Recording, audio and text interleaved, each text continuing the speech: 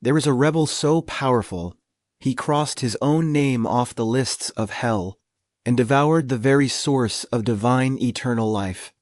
Not as an act of war, as an act of being. Before the hero's journey, before the pilgrimage, there was a war against the stars themselves. A slow, irreversible escalation of stolen power and shattered egos that left the celestial palace in scorched ruins. But that is not where this story ends. It is only where the Monkey King carved his name into the pillars of eternity and dared the universe to forget.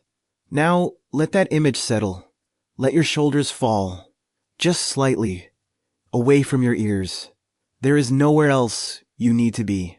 If it feels right, let your eyes close now, or leave them open.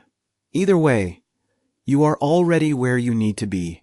Picture, if you like, a sea mist clinging to the edge of a mountain island. Somewhere ahead, beyond the waterfall, a story is waiting. It has been waiting a long time. This story holds the birth of a cosmic anomaly, the taste of immortal peaches, and the weight of a single golden staff that could measure the depths of the ocean. It holds a question that every soul must face in a silence that followed the answer. And if you choose to stay, we will walk through the scorched pillars together, quietly, without hurry. If this is your first time in this place, you're welcome. Subscribe gently, only if the story calls to you. So let the path carry you back before the hero, back before the gods had even decided what this story would be, back to the stone egg on the mountain of flowers and fruit, warmed by wind and sun, waiting to crack. Chapter 1. The Day Death Entered Paradise. Before the name, before the rebellion, before heaven even knew it should be afraid, there was an island. The mountain of flowers and fruit rose from the eastern sea like a green fist covered in orchids, its cliffs wrapped in perpetual mist. Waterfalls scored the volcanic rock, plunging into turquoise pools so clear the fish seemed to float in air. The air smelled of salt, ripe peaches, and wet stone. Nothing here had ever died. Nothing here had ever needed to. At the summit, where the wind spoke only to the sun, a stone egg rested in a cradle of wildflowers. It measured 36.5 feet around, the exact number of degrees in the celestial sphere, and its surface was carved with the 8 trigrams, in lines so fine they seemed breathed onto the rock. For 10,000 years it had sat there, absorbing sunlight, drinking the wind, waiting for a purpose it did not yet understand. The morning it cracked, the dawn itself seemed to hold its breath. A hairline seam split the stone, and from within poured a light so fierce and golden that it shot upward through the clouds, past the starfields, and struck the very throne room of the Jade Emperor. The celestial courtiers clutched their robes. The Emperor lifted one hand to shield his eyes and murmured something no one recorded. Then the light faded, and the egg was empty, and a small, wet creature blinked at the sun for the first time. He was not yet a king. He was only a monkey, a lithe, sinewy thing with fur the color of burnt earth and eyes that already held a strange, unreadable depth. He crawled from the broken shell, shook the fluid from his limbs, and looked at the world as if he had been waiting to see it for a very long time. The other monkeys found him by noon. They did not know what he was. They only knew they could not look away. The waterfall had always been the mountain's great mystery, a roaring white curtain that no one had dared to pass through. The young monkey stood before it, felt the cold spray on his face, and leapt. Behind the water he found an iron bridge, a cave of polished stone, a throne carved from living rock. When he emerged and told the others, they bowed. It was the first kingdom he would claim. It would not be the last. For years, the mountain of flowers and fruit knew nothing but peace. The Monkey King ruled with a careless, generous joy, feasts of fruit and wine, long afternoons of swinging through the canopy, the whole tribe flourishing under his golden gaze. He had no name for death. He had never seen it. In the warm, salt-sprayed evenings, when the gibbons sang and the sun melted into the sea, it was possible to believe that this paradise would last forever. It ended at a feast. One of the older monkeys, gray-muzzled, slow, a friend of the king from the earliest days, was laughing at something, a peach halfway to his lips. Then he was not laughing. He simply slumped forward, the peach rolling across the stone, and the silence that followed was unlike any silence the mountain had ever known. The king stopped mid-sentence. He did not understand what he was looking at. They buried the old one beneath a flowering tree, and the king sat alone on his throne through the night. Grief was a new sensation, a cold stone lodged behind his ribs. But beneath it, sharper, was something worse, the slow, sickening realization that this would happen to him. One day his own hand would go still, his own eyes would close, and the feast would continue without him. He could not bear it. He would not. There is no need to picture the face of the old one who died. It is enough to know that one moment he was laughing, and the next he was gone, and that the king, in the long silence that followed, made a choice he would spend eternity fulfilling. He would find a way to live forever. He would cross whatever sea, climb whatever mountain, knock on whatever door the universe kept locked. He would not die. That was the moment the story truly began. He built a raft from cedar and vine on the eastern shore, where the sea was deepest and the horizon offered no promises. Before pushing off, he turned and looked back at the mountain, the waterfalls, the fruit trees, the faces of his tribe watching from the cliffs. Then he dug his pole into the sand and shoved himself into the current. The raft caught the wind. The island grew small, and the monkey who would one day erase his own name from the ledgers of hell drifted into a world that had no idea what was coming. The sea did not welcome him. For days, the raft pitched through swells that rose like black mountains, salt stinging his eyes, the cedar groaning beneath him. He did not eat. He did not sleep. He crouched low and watched the horizon with a patience that felt older than the waves themselves. The sun burned his fur. The moon silvered it. And through every mile, the cold stone of grief lodged behind his ribs never moved. He landed on a foreign coast where humans lived in crowded villages of mud and timber. They wore strange garments. They spoke of crops, taxes, marriages. He mimicked their speech, wore their clothes, moved among them, asking everywhere the same question: where is the one who has conquered death? Most laughed. Some turned away. A few, the very old, pointed toward the western mountains and said nothing at all. The mountains rose sharp and indifferent, their peaks lost in a perpetual gray veil. He climbed through bamboo forests and scree slopes, past abandoned shrines, following rumors that grew thinner with every league. An old woodcutter, bent beneath a bundle of kindling, finally spoke the name: Subodhi, the patriarch of the Star of Life. He lived in a cave on the terrace of the 3 stars, and he did not welcome visitors. For 3 days, the monkey knelt outside the cave entrance, unmoving, while the mountain wind cut through his ragged robes. Disciples came and went, stepping around him as if he were a stone. On the 4th morning, a voice, calm and ancient, drifted from the darkness within. "Why have you come?" The monkey lifted his head. "I have seen death," he said, "and I will not let it take me." The patriarch emerged, a figure of frayed robes and eyes that seemed to hold the light of old constellations. He studied the creature before him, the trembling hands, the fevered eyes, the desperate, unformed dignity. "Immortality is not a thing you can steal," he said. "It is a thing you must become. Are you prepared to become something other than what you are?" The monkey did not hesitate. "Yes!"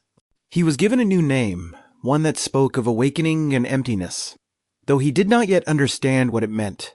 He swept the cave floor. He drew water. He sat in silence while the other disciples whispered about the wild thing who had washed up from the sea. Months passed. The grief did not fade, but it changed coolly from a burning terror into a patient, deliberate resolve that glowed behind his golden eyes. At night, when the other disciples slept, the patriarch would summon him.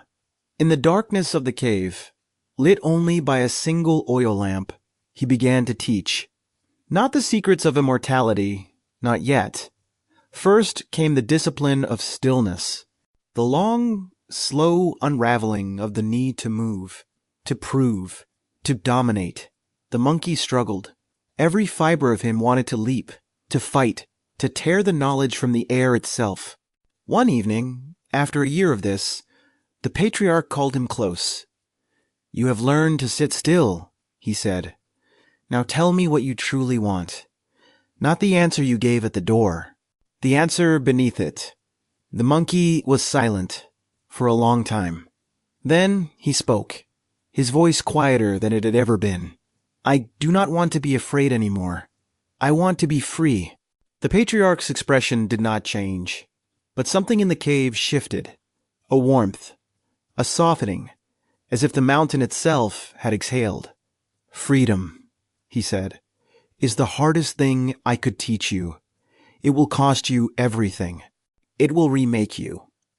And by the time you hold it in your hand, you may no longer recognize the creature who first asked for it." The monkey met his gaze.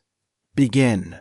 So the gate creaked open, but what would step through it, and the name that would one day shake the pillars of heaven, were not yet visible, even to the sage. The patriarch looked at the small, fierce creature before him, and saw only a student. He could not yet see the rebel. He could not yet see the army of heaven broken at the feet of a single golden-eyed king. But the mountain knew. The stone egg had been the first warning. The second was already being written. Chapter 2. The Ledger and the Deep. The patriarch did not teach quickly. For 7 more years, Sun Wukong swept the cave floor, drew water from the frozen stream, and sat in the long silence of the meditation hall, while winter light crept across the stone. He learned to quiet the thing inside him that demanded speed. He learned to wait. And slowly, without ever saying so directly, the patriarch began to trust him. On a night when the moon was thin as a fingernail and the mountain wind howled like a grieving woman, the old sage finally called his student to the innermost chamber. No lamp burned here, only the faint phosphorescence of lichen on the walls and the sound of their breathing. "You ask for immortality," Subodhi said. "Tonight I will give you the tools to build it. But you must listen. Only listen." He spoke of the 72 earthly transformations, a sequence of changes so profound they could unknit the fabric of a body and reweave it into anything. A bird, a tree, a temple, a fly on the wall of a god's palace. But the transformations were not merely physical. To change one's shape was to change one's relationship to death itself, to slip through the fingers of fate by becoming unrecognizable to it. Sun Wukong did not move. His golden eyes, open in the dark, reflected nothing but the faint green glow of the lichen. The patriarch recited the secret names of the 72 forms, and the monkey's mind drank them like water. Bird, fish, stone, wind.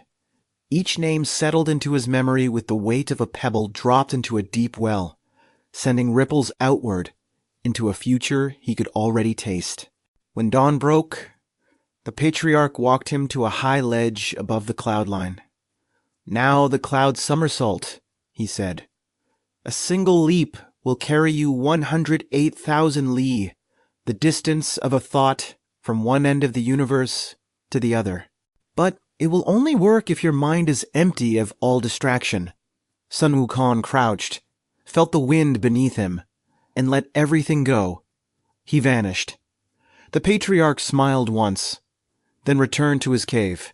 The mountain of flowers and fruit had changed in his absence. The orchards were overgrown.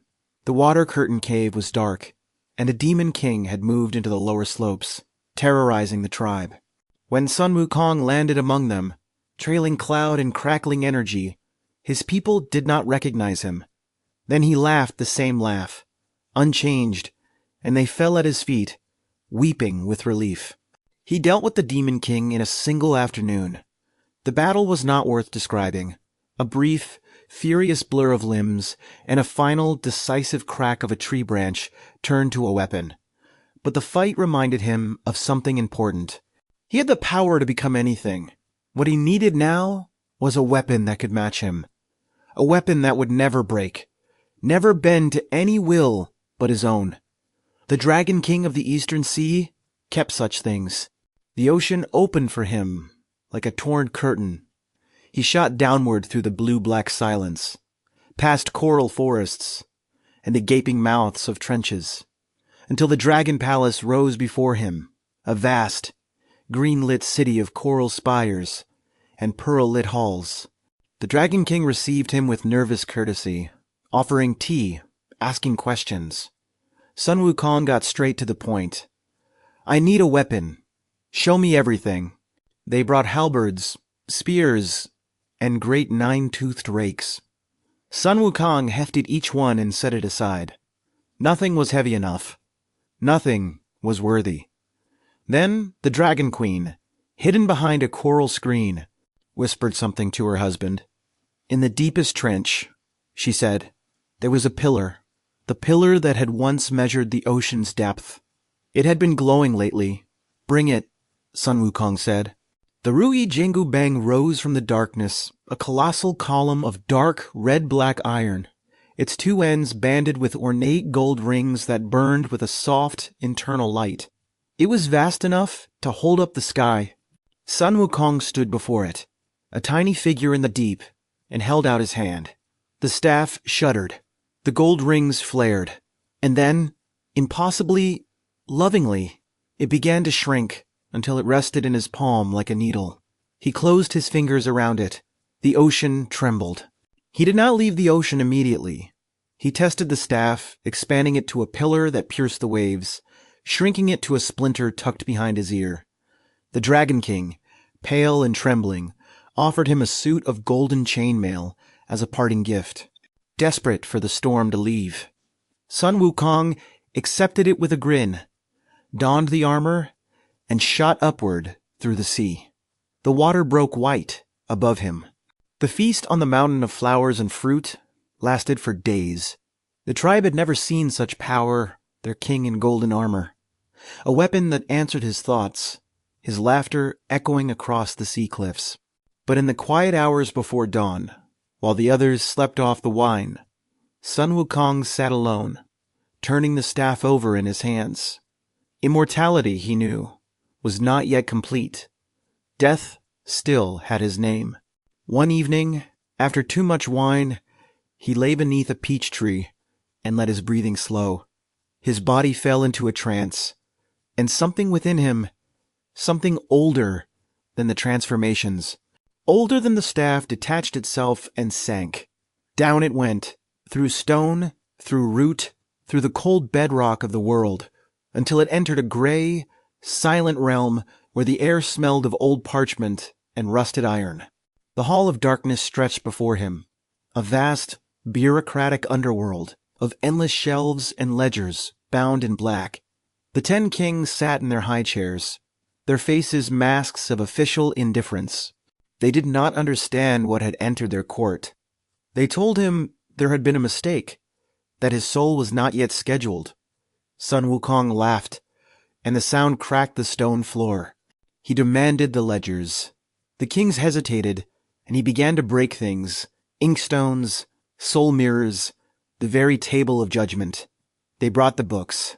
He flipped through the pages, past the names of mortals and sages, until he found it. His name. Entry 1350. The ink was still fresh, waiting for a death that would never arrive. He picked up the brush.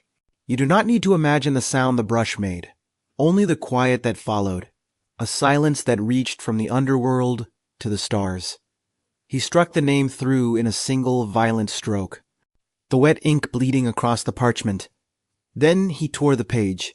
Then, for good measure, he found the pages for every monkey ever born on the mountain of flowers and fruit, and crossed them out too. The 10 kings could only watch. What could they do? This creature had not asked permission. He had not made a bargain or offered a sacrifice. He had simply refused, wholly, completely, with the same fierce joy he had brought to every act of his existence. When he was finished, he dropped the brush, stepped over the ruined ledgers, and rose back toward the living world without a backward glance. He awoke beneath the peach tree, as if from a long nap.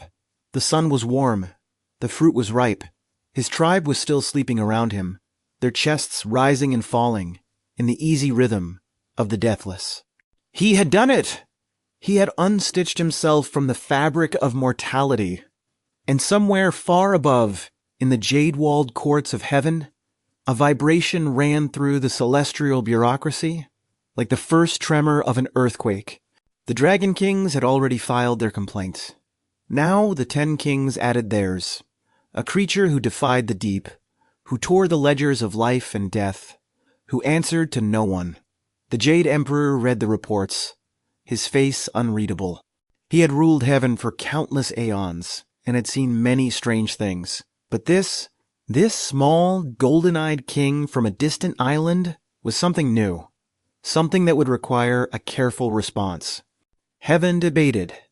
The emperor, ever the politician, chose the path of caution. Summon the creature. Give him a title. Fold him into the order of things. A soft cage. A velvet chain. The celestial court murmured approval. But the stone egg had been the first warning. The ocean's trembling had been the second. And the torn pages of the Underworld's ledgers were the third. The fourth warning, when it came, would not be a warning at all. It would be a fist through the gates of heaven itself. Chapter 3. The Stable and the Storm. The mountain of flowers and fruit had never known such noise. Every morning, the clang of iron on stone echoed through the orchards as Sun Wukong drilled his monkey army in the clearing below the waterfall. He had raided the human kingdom of Aeoli for weapons, swords, spears, halberds, and his tribe had taken to them with a fierce simian joy. They were no longer a peaceful colony. They were an armed nation. He moved among them like a living flame, his golden chainmail catching the sun, his voice carrying over the clatter of practice strikes. He corrected stances, laughed at failures, demonstrated a whirlwind strike with the Rui Jingu Bang that sent a shockwave through the bamboo grove. His golden amber eyes missed nothing. The tribe adored him. The neighboring islands feared him. The mountain had become a fortress, and the fortress had a king who could not die. News of his exploits spread through the supernatural world like a scent on the wind. Demon kings from distant caves and underwater lairs began to arrive, bearing gifts and cautious respect. The bold demon king came first, a vast, horned figure of gruff dignity, and Sun Wukong welcomed him with a feast. They drank immortal wine and traded stories of defiance. 6 other kings followed. An alliance was forming, and the Monkey King understood its meaning. He was becoming the center of a new order, one that owed nothing to heaven. You do not need to know the names of the 6 other kings who bowed that night. It is enough to know that for a single, suspended moment, Sun Wukong believed he was no longer alone. They swore brotherhood beneath a canopy of peach blossoms, their monstrous shadows flickering in the torchlight, their voices rising in an oath that reached the stars. When the feast ended, a new banner unfurled above the water-curtained cave, its characters bold and unashamed. Great Sage, Equal of Heaven. The title was not a request. It was a declaration. Sun Wukong had erased his name from death and claimed a weapon that had measured the ocean's floor. He had bent the Dragon Kings to his will and torn the ledgers of the Underworld. What claim did heaven have over such a being? None, he decided. None at all. And so he named himself and the name stuck, and the world, mortal and immortal, began to whisper it with a mixture of awe and terror. High above, in the cold jade halls of the celestial court, the whispers were not of awe. The Dragon Kings had filed their formal complaint, a scroll dripping with indignation. The 10 kings of the Underworld had added theirs, its edges still smudged with the ink of ruined ledgers. The Jade Emperor read both in silence, his courtiers shifting uneasily on their cloud pillows. This was no minor nuisance. This was a creature who refused to fit inside any category heaven possessed. The debate lasted for days. Some celestial ministers urged immediate punishment, send the heavenly armies, crush the insolent beasts, restore cosmic order. Others, wiser and more cautious, noted that the monkey had already proven himself unkillable and had acquired a weapon of immense power. A softer approach, they argued, might spare heaven an embarrassing conflict. The Jade Emperor listened, stroked his beard, and chose the middle path. Summon him, give him a title, tame him, with a leash so light he would not feel it tightening. The celestial messenger descended through the clouds on a dragon horse, his robes shimmering with starlight. He landed on the mountain of flowers and fruit, and found the Monkey King lounging on his stone throne, the Rui Jingu Bang resting against his shoulder. The messenger unrolled the golden scroll and read aloud the invitation. The Jade Emperor, in his infinite mercy, offered Sun Wukong a place in the celestial bureaucracy, a title, a purpose. The Monkey King's eyes glinted. At last, recognition. He ascended to heaven the following morning, a whirl of cloud and golden armor, his staff a needle tucked behind his ear. The celestial gates, those towering red-lacquered doors he would one day scorch, swung open for him, and he strode through them as if he already owned the place. The courtiers stared. The gods whispered. Sun Wukong noticed none of it. He was too busy imagining the honors that awaited him, the respect he had finally earned. He was, for the last time in his life, naive. The Jade Emperor received him with distant courtesy, his dragon-robed figure enthroned at the center of a vast silent hall. The Monkey King knelt, a gesture that cost him something, and waited for his reward. An official stepped forward, cleared his throat, and pronounced the title that had been chosen. Protector of the Horses. The Stable Keeper. The lowest post in the entire celestial hierarchy. Silence pooled in the hall like cold water. Sun Wukong's golden eyes widened, and something behind them caught fire. Protector of the Horses. The words hung in the air like a foul smell.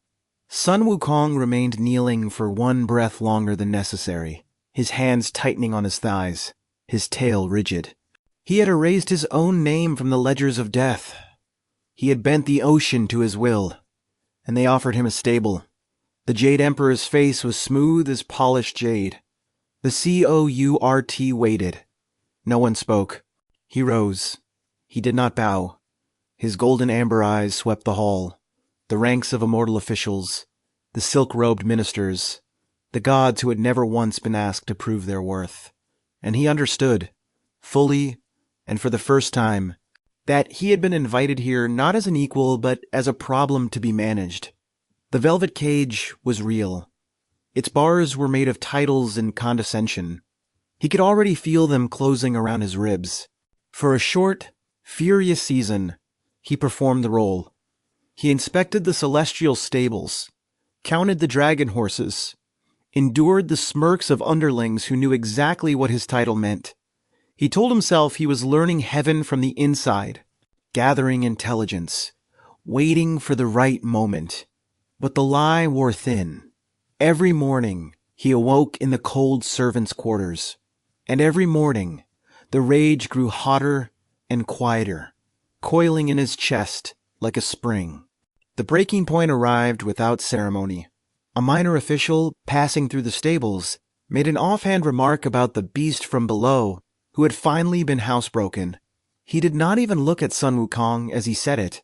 The official walked on, unaware that he had just detonated something irreversible.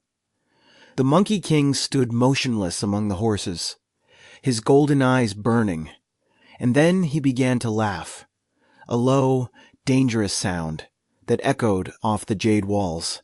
He tore the protector's insignia from his chest and let it fall into the straw. Then he walked out of the stables, out of the servants' quarters, out of the celestial city itself. No one tried to stop him.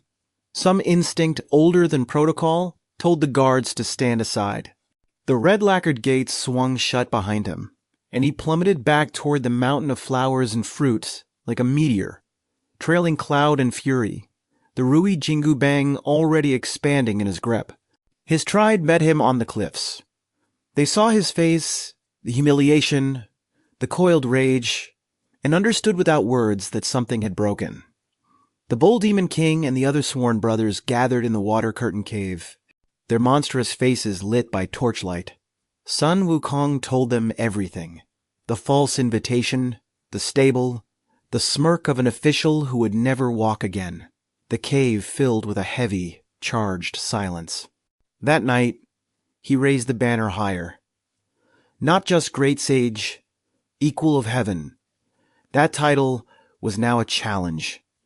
A blade pressed against the throat of the Celestial Order.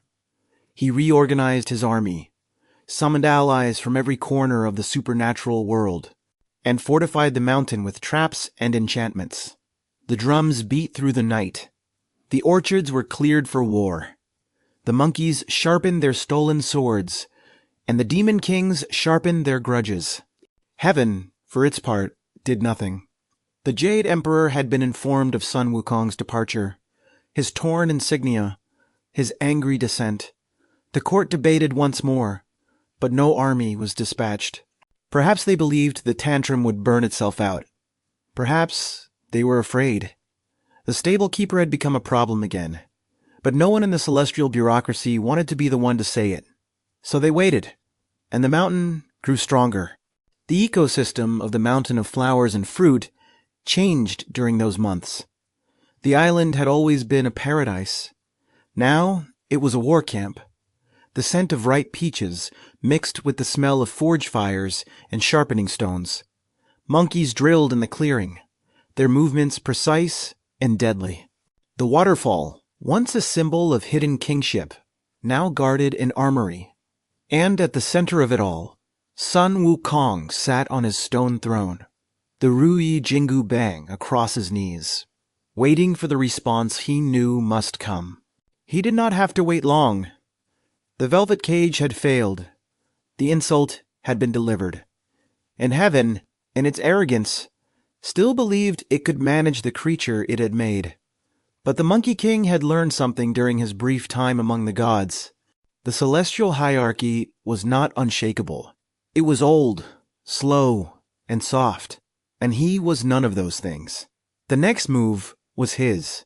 He was already reaching for the peaches. Chapter 4. The Feast of Stolen Eternity.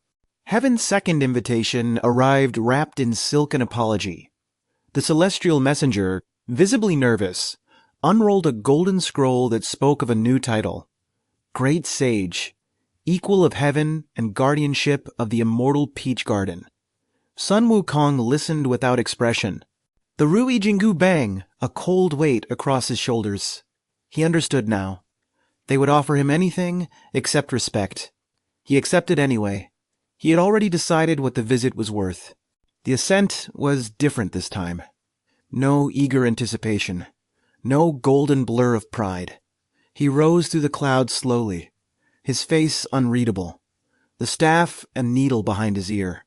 The red lacquered gates swung open again, and the same courtiers who had smirked at the stable keeper now bowed to the great sage. He did not acknowledge them. He walked through the celestial halls like a general surveying enemy ground. The peach garden lay behind a wall of white jade, its gate carved with phoenixes and clouds. Sun Wukong pushed it open and stepped into a world of impossible color. The trees were ancient, their bark silver gray, their leaves of deep glossy green that seemed to hold twilight in their veins. And the fruit, the peaches, hung like lanterns, each one a globe of pink and gold, glowing faintly from within, breathing out a fragrance that made his head swim. The garden was divided by time. In the first grove, the peaches ripened once every 3,000 years. Eat one, and you became an immortal, freed from sickness and age. In the second, 6,000 years, eat one, and you could rise through the clouds, untouched by the laws of men. In the third, 9,000 years, eat one, and you became as eternal as heaven itself, your life bound to the fabric of the cosmos. Sun Wukong walked through all 3 groves and saw that every tree was heavy with fruit. He performed his duties with an outward calm that surprised even himself. He counted the trees, inspected the fruit, reported to minor officials who still glanced at him as though expecting a tantrum. But the tantrum did not come. He was waiting. The garden became his domain, and he learned its rhythms, the hour when the light was softest, the paths where no guard walked, the exact weight of a 9,000-year peach in his palm. Weeks passed.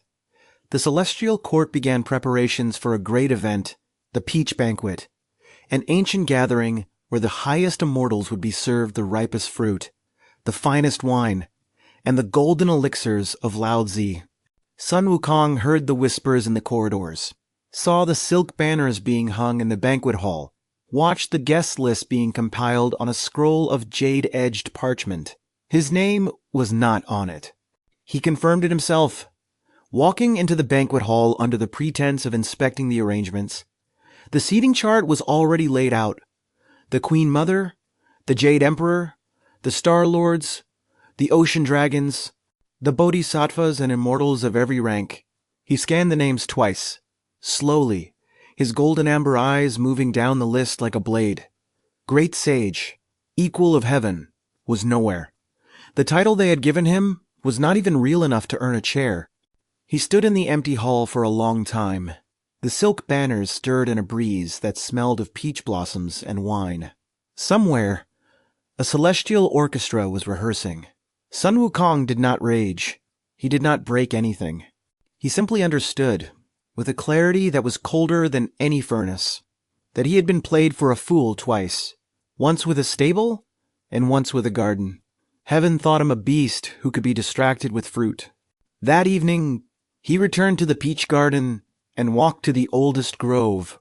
The 9,000-year peaches glowed in the fading light, their surfaces unblemished, their scent a thick, golden sweetness in the air. He reached up and plucked the largest fruit from the nearest branch. It filled his hand. The skin was warm, as if it had been waiting for him. He bit into it, and the juice ran down his chin, and everything changed. The taste was not merely sweetness. It was memory, possibility, the flavor of aeons compressed into a single mouthful. He felt the peach's ancient energy flood through him. Not just nourishment, but a rewiring of his very substance. Every cell of his body, already deathless, now sang with a new and deeper permanence. He finished the fruit, dropped the stone, and reached for another. Heaven had wanted a beast they would have. You do not need to imagine the taste of that first peach. It is enough to know that when Sun Wukong bit into it, he understood finally and completely what heaven had been keeping from him. The fruit was not merely food. It was a key, a permission, a door into a room the gods had always kept locked. And once the door was open, he did not stop. He could not. The second peach followed the first, then a third, then a dozen. He moved through the groves like a golden storm. The 3,000-year peaches vanished from their branches. The 6,000-year fruit followed, their glowing skins split and discarded among the roots. In the oldest grove, where the 9,000-year peaches hung like suspended suns, he paused only to choose the ripest, the largest, the ones whose fragrance made the air itself seem edible. The garden, by the time he was finished, looked like a battlefield. But the peaches were only the beginning. Somewhere in the fog of immortal sugar and ancient power, a new thought crystallized. Why stop at fruit? The banquet hall was prepared, its tables laid with celestial wine, its kitchens heavy with delicacies meant for the highest gods. He found the hall empty, the servants dozing in the corridors, and he walked among the silk-draped tables like the only guest who mattered. The wine was bottled starlight cool, silver, and older than most constellations. He drank directly from the jade decanters, the liquid spilling down his chin and onto the golden chainmail. And with every swallow, the recklessness grew warmer and brighter in his chest. He was no longer a king making a point. He was a force of nature, drunk on stolen eternity, laughing into the silence of a hall that had refused him a chair. His feet carried him staggering, dancing, tumbling out of the banquet hall and through the winding cloud streets of the celestial city. No guard stopped him. No god intercepted his path. Fate, or the wine, or some deeper instinct steered him upward, toward a palace he had never seen before. The Tushita Palace, where Laozi himself refined the golden elixirs of longevity. The door was unguarded. The scent of alchemy pulled him in.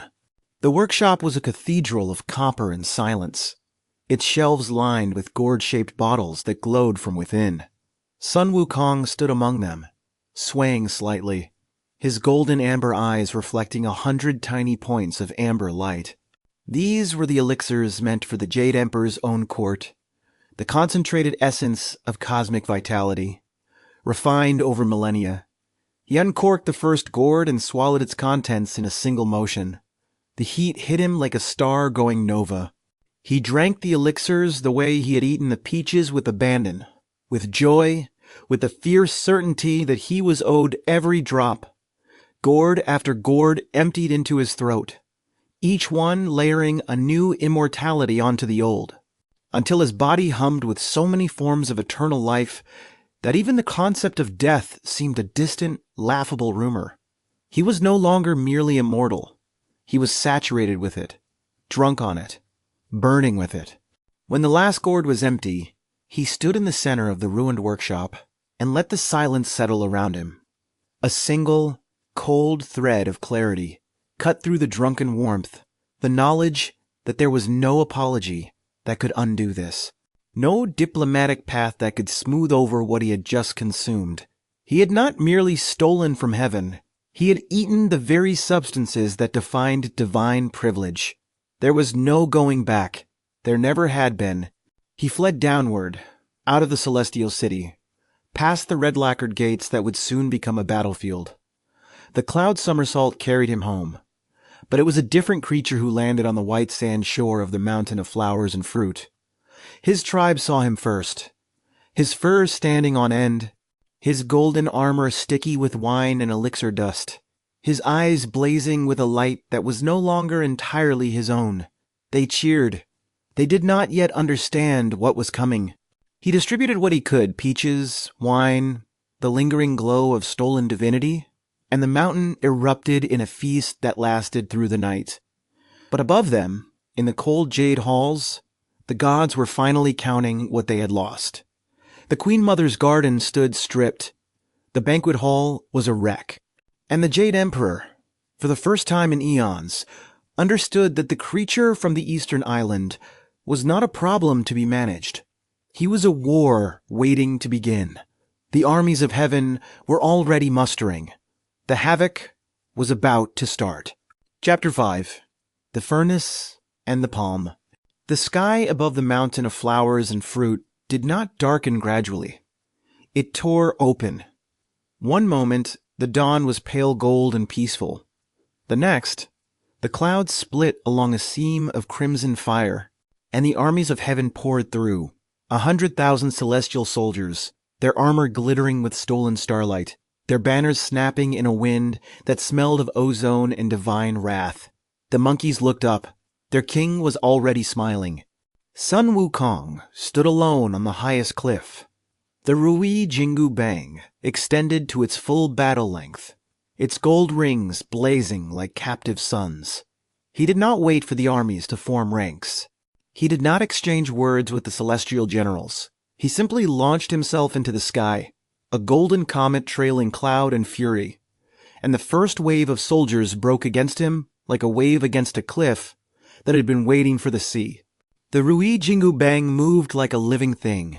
It swept through the celestial ranks with a sound that was not quite metal on metal. Deeper, older, the ringing of a cosmic bell. Soldiers fell, not dead, but scattered, their formations reduced to spinning chaos. The staff, which had once measured the ocean's floor, now measured the courage of heaven's finest warriors, and found most of them wanting. Sun Wukong laughed, and the sound echoed off the clouds. Prince Nezha came next, the child god, the warrior prodigy, who had never known defeat. He rode a wheel of fire, his spear a streak of silver lightning, his eyes burning with the confidence of someone who had always been told he was enough. He was fast. He was brilliant. He was, for perhaps 3 exchanges, a genuine threat.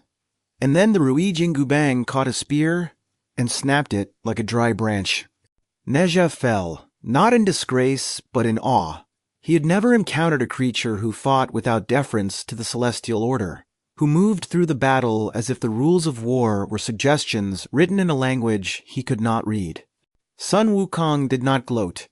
He simply moved past the fallen prince and turned his attention to the 4 heavenly kings, who were advancing in a diamond formation, their divine weapons raised. The 4 heavenly kings were the guardians of the cardinal directions, the living pillars of heaven's martial authority. One carried a jeweled sword that cut through illusion. One held a lute, whose chords could shatter mountains. One commanded a great serpent, and the 4th, a parasol that could darken the sun. They surrounded Sun Wukong in perfect formation, and for the first time since the battle began, the Monkey King paused. He looked at each of them in turn. Then he grinned. The battle that followed was not a contest. It was a lesson.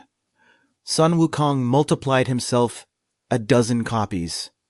100, each one wielding a duplicate of the Rui Jingu Bang, each one laughing with the same wild, golden-eyed joy.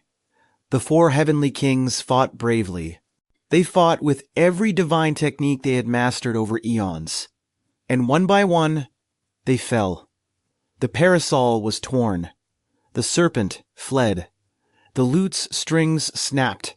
The jeweled sword clattered to the cloud floor. The cardinal guardians lay scattered, and the way to the celestial palace stood open. He walked through the shattered gates of heaven, the way he had once walked through the stables, with the cold, quiet stride of someone who had been underestimated one too many times. The jade pillars of the throne room loomed before him, and the courtiers who had once smirked at the protector of the horses now scrambled for shelter.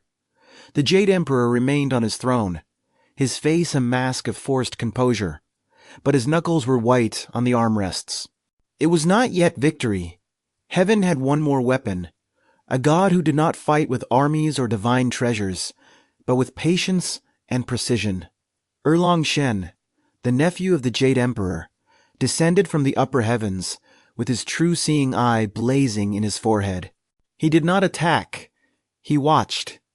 And in the stillness between one breath and the next, he saw the tiny flaw in Sun Wukong's technique, the fractional pause, the moment of overextension that only a master could perceive. The battle between Erlong Shen and Sun Wukong was not a brawl. It was a conversation, spoken in the language of gods who understood each other too well. They transformed hawk and serpent, tiger and dragon, fire and water, each form met by its perfect counter. It was beautiful to witness. And then, at the height of the dance, when Sun Wukong was fully extended, fully committed, a diamond snare dropped from the clouds and singed tight around his body. Lao Tzu had entered the fight. The Monkey King fell, his golden eyes blazing with fury, and something else, something that might have been respect.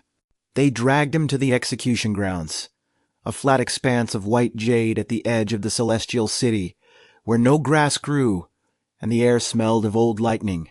The diamond snare held, its golden filaments cutting into his chainmail. The court assembled to watch. Sun Wukong knelt, his head bowed, not in submission, but in the patient stillness of someone waiting for the next move in a game he still believed he could win. The axe came first, a blade of condensed starlight, heavy as a mountain, swung by a giant whose arms were thicker than temple pillars. It struck the back of Sun Wukong's neck and shattered. The giant stared at the broken haft. The court murmured. A second executioner tried. Thunder, a concentrated bolt of divine lightning, aimed directly at the monkey's heart. It dispersed across his golden chainmail, like water on oiled silk. They tried fire. They tried ice. They tried a spear forged in the heart of a dying star. Nothing left a mark. Sun Wukong raised his head and looked at the Jade Emperor, and the expression on his face was not defiance. It was confirmation. He had eaten the peaches, he had drunk the wine, he had swallowed the golden elixirs. He was not merely immortal, he was a walking rebuttal to the very concept of celestial punishment. Lao Tzu stepped forward from the gathered court, his ancient face unreadable. He proposed a solution. The 8 trigrams furnace, the alchemical crucible in which he had refined the elixirs of immortality, could unmake what it had indirectly helped create. The fire within it burned at the temperature of creation itself. Place the monkey inside, he said, and in 49 days, nothing would remain but ash and a faint golden residue. The court agreed. The furnace doors opened. There is no need to imagine the heat of the 8 trigrams furnace. It is enough to know that heaven believed it was hot enough to unmake him. It was not. It was only hot enough to open his eyes. For 49 days, the furnace burned, and the celestial court returned to its routines, convinced the problem had been solved. No one checked inside. No one thought to. Inside the furnace, Sun Wukong did not burn. He crouched in the corner where the trigram of wind created a pocket of cool air, and he waited. The smoke stung his eyes, but his body, saturated with peaches and wine and elixirs, refused to yield. Day by day, the heat baked into him, not destroying, but refining. The golden elixirs in his blood began to fuse with the fire, and something behind his eyes started to glow. On the 49th day, the furnace doors blew outward. The explosion rocked the foundations of the celestial city, and Sun Wukong emerged like a new sun rising from the heart of an old one. His golden chainmail was scorched black. His fur smoked.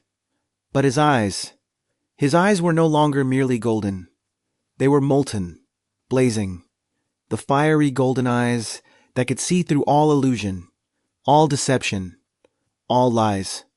Heaven had tried to destroy him, and had only made him more. What followed was not a battle. It was a reckoning. He moved through the celestial palace like fire through dry grass, the Rui Jingu Bang sweeping aside everything in his path. Pillars cracked, tapestries burned, the gods fled before him, and the Jade Emperor, for the first time in the history of heaven, rose from his throne and retreated. The creature from the eastern island had become a force that the entire celestial hierarchy could not contain. Only one power remained. The Buddha came without an army. He descended through the ruined halls with the calm of a still pond, his presence filling the space without effort. Sun Wukong turned to face him, the fiery golden eyes blazing, the Rui Jingu Bang still wet with celestial dust. The Buddha did not raise a weapon. He raised a hand, palm up, and made a simple wager. "Leap for my palm," he said, "and heaven is yours. Fail, and you accept the consequence." Sun Wukong laughed. He gathered his power, launched himself into the air, and flew past stars, past galaxies, past the edge of all known things. He landed at the base of 5 vast pillars, and, for good measure, carved his name into one of them. Then he flew back and landed before the Buddha. He had won, but the Buddha only smiled and opened his hand. There, on one finger, were the characters the Monkey King had carved. The pillars were the Buddha's own hand. The universe closed, and Sun Wukong fell. Chapter 6. The Weight of 5 Centuries. He fell through darkness without end, past the shattered gates of heaven, past the cloud streets where gods still cowered, past the memory of his own laughter echoing off jade pillars. The Buddha's palm had not struck him. It had simply closed, and the closing was enough to unmake everything he had been. The Rui Jingu Bang tumbled beside him, a golden needle no larger than a tear. The sky above became a distant memory. The earth below rushed up to claim him. The 5 Elements mountain did not land. It was already there, waiting, as if the earth had always known this moment would arrive. It rose a vast, dark mass of ancient rock and iron, and crashed down over the fallen Monkey King with a sound that was not an explosion, but a sealing. The ground shook for 1,000 miles. Then, silence. A silence so complete that even the wind seemed to hold its breath.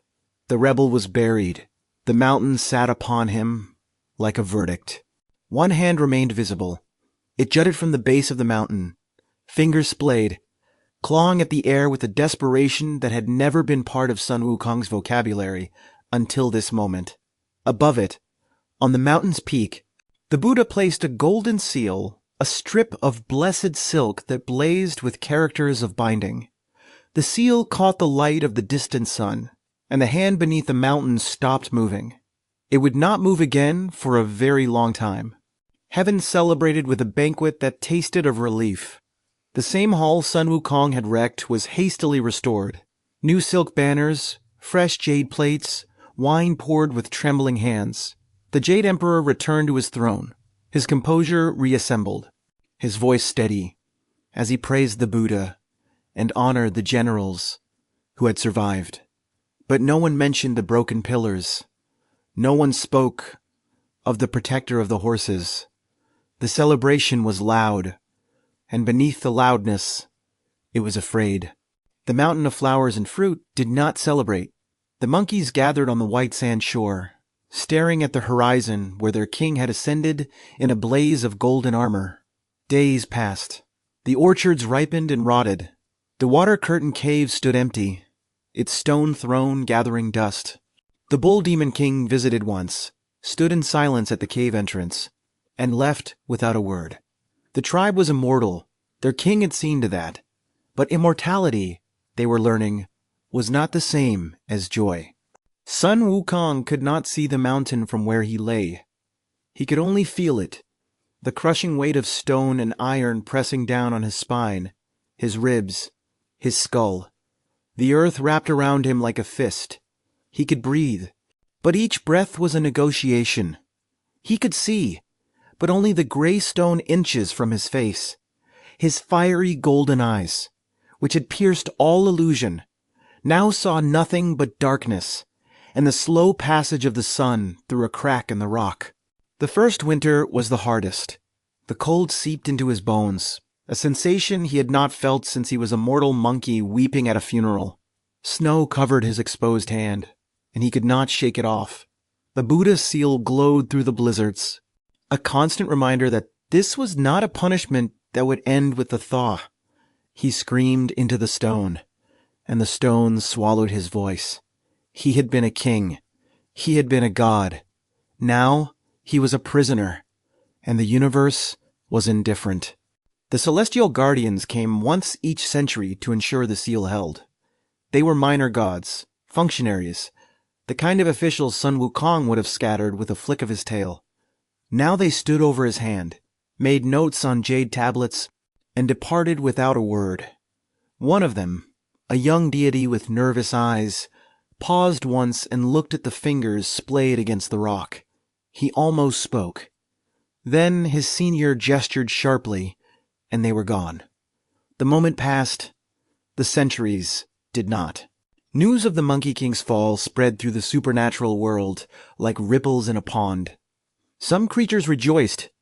The dragon kings of the 4 seas raised cups in their underwater palaces. The 10 kings of the underworld reopened their repaired ledgers with quiet satisfaction. But others, the outcasts, the rebels, the demons who had never bowed to heaven, spoke Sun Wukong's name with a new and dangerous reverence. The mountain had buried the king. It had not buried the idea of him.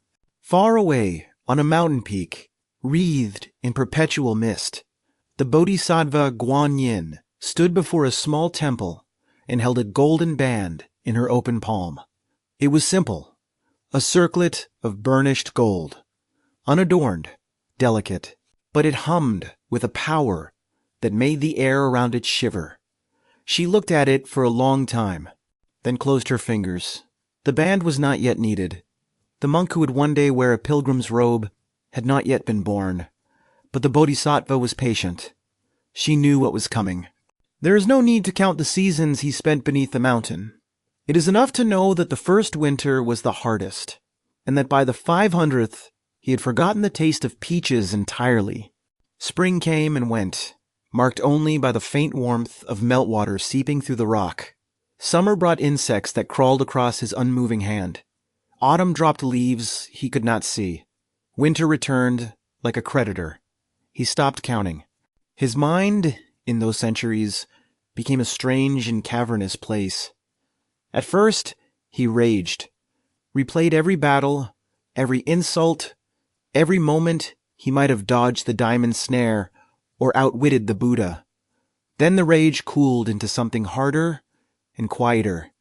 He began to think, not about escape, about himself, about the monkey who had wept at a funeral and decided death was unacceptable, about the king who had believed an empty title was the same as respect, about the rebel who had mistaken destruction for freedom.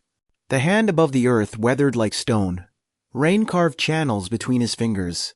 Moss grew in the creases of his palm, then died, then grew again. Birds landed on his knuckles and sang songs he could hear but not see. Once, a child from a nearby village found the hand and sat beside it for an afternoon, tracing the lines on the palm with a curious finger. Sun Wukong felt it. He said nothing. The child eventually wandered home. The hand remained.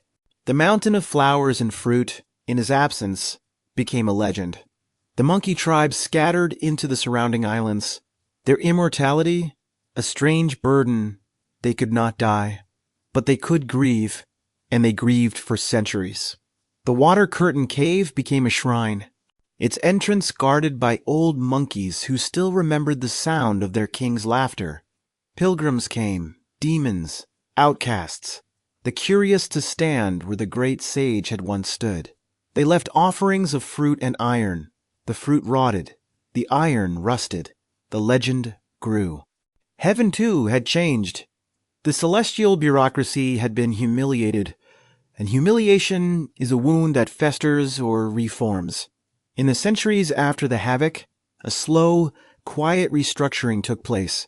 The Jade Emperor's authority was never openly questioned, but the gods who had fled from a single monkey with a staff no longer spoke of invincibility with the same confidence. The protector of the horses, the title that had been an insult, was never mentioned again, but no one forgot it either. Sun Wukong's name became a thing of two meanings. In the halls of heaven, it was a caution, a reminder of what happens when chaos is left unchecked, a lesson whispered to young deities who grew too proud. In the shadow places of the world, the demon caves, the rebel kingdoms, the forgotten temples, his name was a spark, the great sage, equal of heaven, the monkey who had erased death and eaten the peaches of the gods. They spoke it like a promise. The mountain had silenced the king. It had not silenced the story. He felt the world changing above him, the vibrations of new temples being built, of wars being fought, of dynasties rising and crumbling like sand castles in the tide. He could not see any of it, but his fiery golden eyes, even buried in darkness, could still perceive the flow of time, the slow, grinding movement of eons passing over his body. He was not dying. He was not living.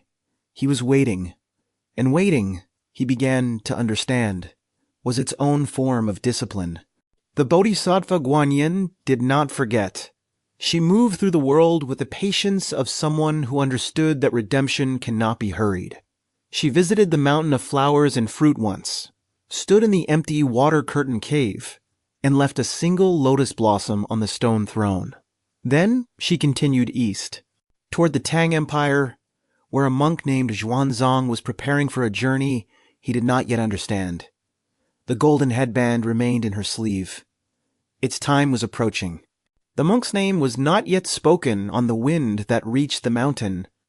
Sun Wukong did not know that his release was being prepared, that the Buddha's design was larger than punishment, that the mountain was not a cage, but a crucible.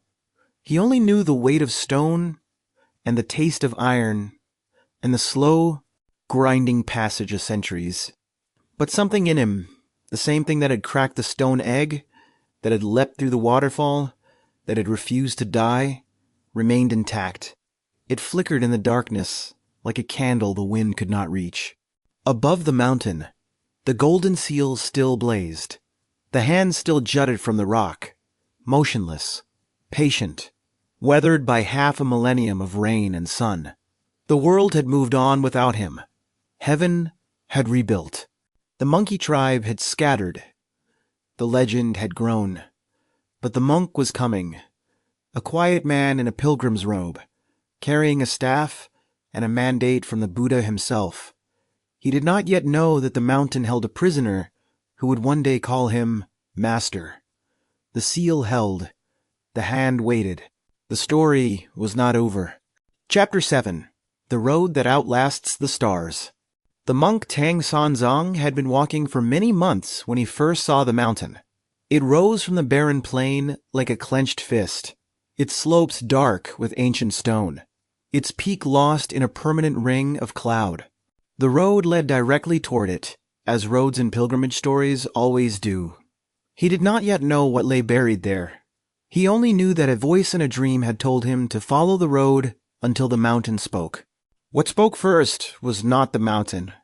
It was a hand-weathered simian, jutting from the base of the rock like a root that had refused to die. The monk dismounted from his horse and approached slowly, his pilgrim staff tapping against the stone. The hand did not move, but he felt the weight of a gaze upon him. A voice, cracked and ancient, rose from the earth. "You are late," it said. The mountain had waited 5 centuries. It could wait a little longer. The Buddha's seal still blazed on the summit, but its light had dimmed with the passing of centuries.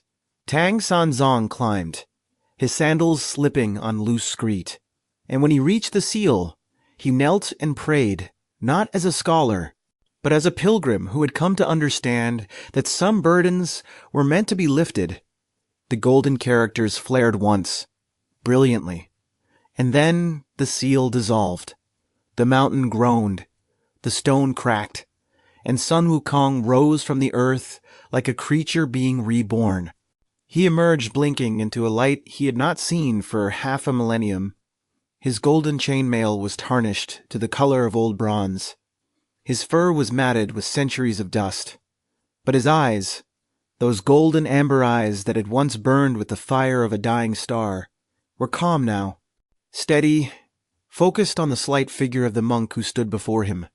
He did not bow, not yet, but he did not attack either. The mountain had taught him something even the Buddha's palm could not. The golden headband was placed upon his brow not as a punishment, but as a covenant. Guanyin had carried it for centuries, waiting for this moment, and when Tang Sanzang spoke the words of tightening, the band glowed once against Sun Wukong's forehead. The Monkey King flinched. Then he was still. The circlet was a reminder not of heaven's authority, but of his own choice. He had agreed to walk this road. The pain, when it came, would be the pain of discipline, not the pain of chains. They set out together, the monk and the former rebel, along a road that led west into the unknown. Sun Wukong carried the Rui Jingu Bang across his shoulders once more, but he did not swing it in anger. The landscape changed around them. From the barren plains beneath the 5 Elements Mountain to the green valleys of the Tang frontier, to the high desert passes where the Silk Road unwound like a thread of dust and memory. The journey had begun, and it would last 14 years. But this is not only the story of a pilgrimage. It is the story of how a legend was made, and behind a legend, there is history. The monk Tang Sunzong was real. His name was Xuanzang, a scholar of the Tang Dynasty who, in 629 CE, defied an imperial edict and walked alone into the western deserts, seeking the true scriptures of Buddhism. He traveled for 17 years, through mountain kingdoms and burning sands, and when he returned, he brought with him 657 sacred texts and a story that would echo through the centuries. The Silk Road he walked was not a single path, but a web of trade routes, stretching from the yellow earth of Chang'an to the high plateaus of India, through the Gobi Desert and the Pamir Mountains. It was a world of caravans and monasteries, of bandits and bodhisattvas. The dangers Xuanzang faced were not demon kings and fiery mountains, but they were real enough thirst, sickness, the loneliness of a man who had left everything behind. The journey was the crucible. The monkey was the metaphor. Centuries later, during the Ming Dynasty, a writer named Wu Chang'in gathered the threads of Xuanzang's journey and the centuries of folk tales that had grown around it, and wove them into a single, sprawling novel. He gave the monk a protector, a creature born from a stone egg, who had erased his name from the ledgers of death and waged war on heaven itself. Sun Wukong was not merely a character. He was the untamed mind given form, the restless spirit that must be disciplined by pilgrimage before it can find peace. The novel became one of the great works of Chinese literature, but its roots go deeper than any single book. In Buddhist thought, the monkey is a symbol of the unenlightened mind, restless, curious, easily distracted, constantly reaching for what it desires. To tame the monkey is to tame the self. To walk the path is to transform rebellion into discipline, and discipline into wisdom. The story of Sun Wukong is, at its deepest level, a map of the soul's long journey home. The 81 ordeals of the journey were not merely battles. They were tests, each one a mirror held up to the creature Sun Wukong had been. A demon who hoarded immortality reminded him of the peaches he had stolen. A kingdom of women who enslaved men reminded him of the arrogance that had toppled heaven. He fought not with the wild joy of the havoc, but with the measured precision of a protector. The staff still spun, the golden eyes still blazed, but they blazed now in service of something beyond himself. There is no need to imagine what it felt like to wear the golden band. It is enough to know that the rebel who had once torn the ledgers of hell learned, in the end, to bow. Not to a tyrant, not to a bureaucracy, to a quiet monk who carried no weapon and asked for nothing but his protection. The circlet tightened only when the old rage flickered, and slowly, over 14 years of dust and sutras, the rage flickered less. The band became less a chain than a compass.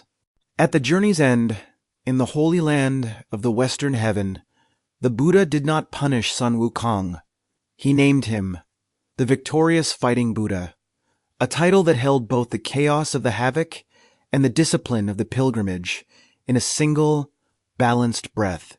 The monkey who had been born from a stone egg, who had erased his name from death, who had burned the celestial palace and been buried beneath a mountain, knelt one final time, and when he arose, his golden amber eyes held no fury, only a deep, steady light. But the story did not end with the novel. Walk through the temple towns of southern China, through the incense-thick air of shrines tucked into mountain slopes, and you will find him still, a small stone figure with a staff, a monkey's face, sometimes wearing a golden circlet. Merchants pray to him for safe journeys. Children wear charms bearing his image. He is not worshipped as a god of chaos. He is invoked as a protector, the great sage who learned, after centuries of rebellion and pilgrimage, how to defend what he had once destroyed. His image has traveled far beyond the temples. In Japan, he is Son Goku, the hero of 1,000 retellings. In the modern world, he has become an archetype, the rebellious spirit who refuses to be broken, the trickster who grows wise, the warrior who learns to serve. But the deeper truth, the one that temple worshippers know, is quieter than any adaptation can capture. He was not a hero who became a god. He was a creature who spent an eternity trying to outrun his own death, and discovered that immortality meant nothing without a reason to live. The historical Xuanzang returned to Chang'an in 645 CE, his caravan laden with scriptures wrapped in silk. He spent the remaining years of his life translating those texts in the Great Wild Goose Pagoda, a quiet scholar whose actual journey had been as harrowing as any myth. The novel that would make his protector immortal was still 8 centuries away.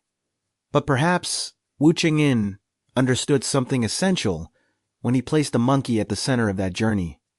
Perhaps he knew that every pilgrim needs a companion who embodies the chaos they're trying to master within themselves. The stone egg on the mountain of flowers and fruit is not a geological fact. It is a symbol, a statement that the most transformative forces are born where heaven and earth meet, and that no origin is too humble to shake the foundations of the cosmos.